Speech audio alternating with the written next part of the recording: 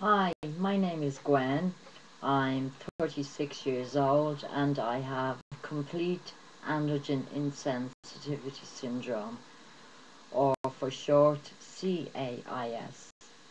I will start with some good points to the condition, in my opinion.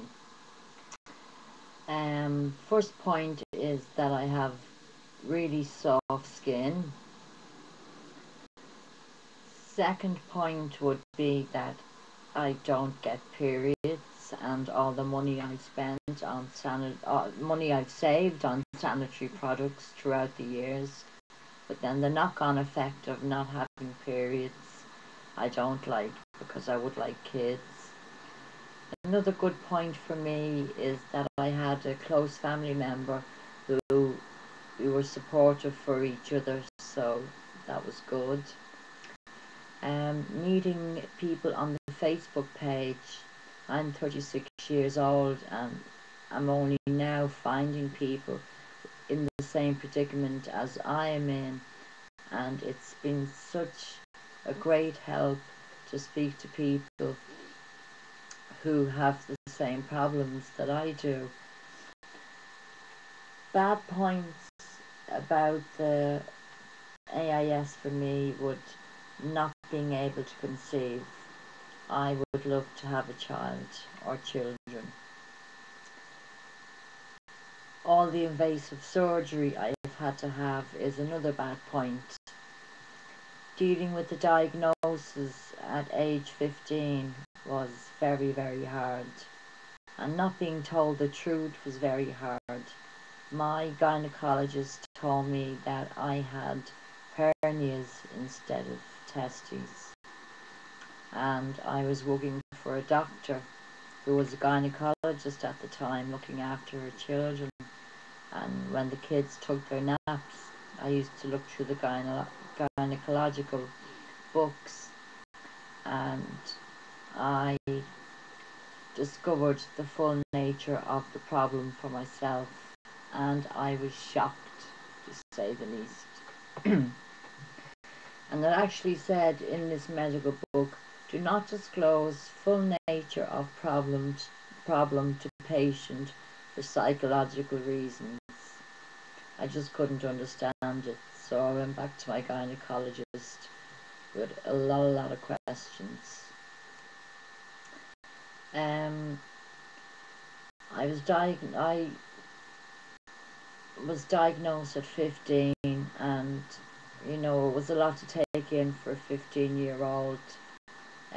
They diagnosed me when I failed to menstruate, and it slowly unfolded then that I had testicular feminization syndrome and eventually androgen insensitivity syndrome. I was used for a guinea pig by the doctors. They didn't know what was going on.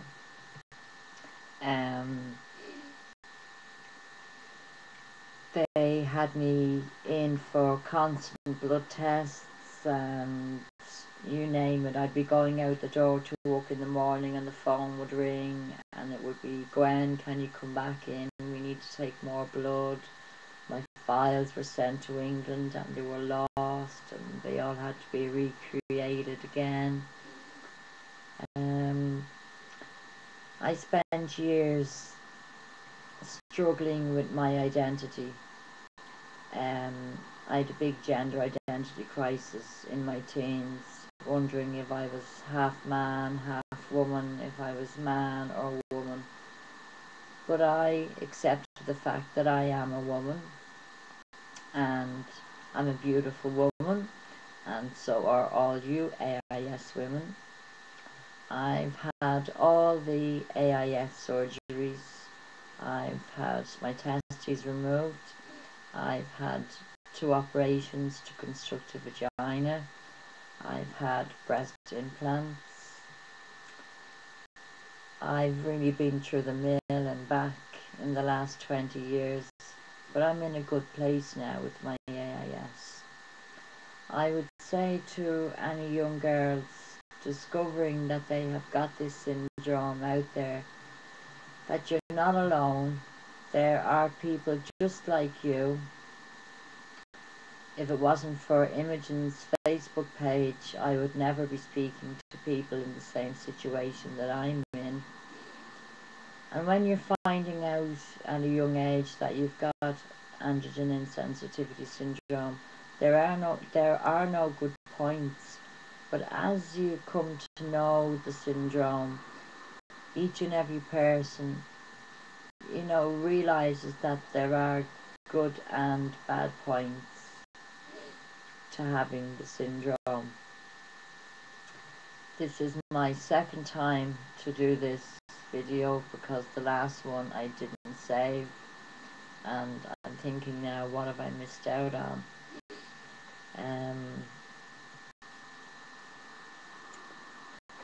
There's so much that I could talk about. How it affected my mother. She blamed herself. It really is a hard thing to deal with, and people have different ways of coping. People try and look on the bright side. People try and seek out information. And I would personally class myself as an expert on AIS, as I've been living with it for 20 years, and I'm proof that you can live with the syndrome and come out the other side.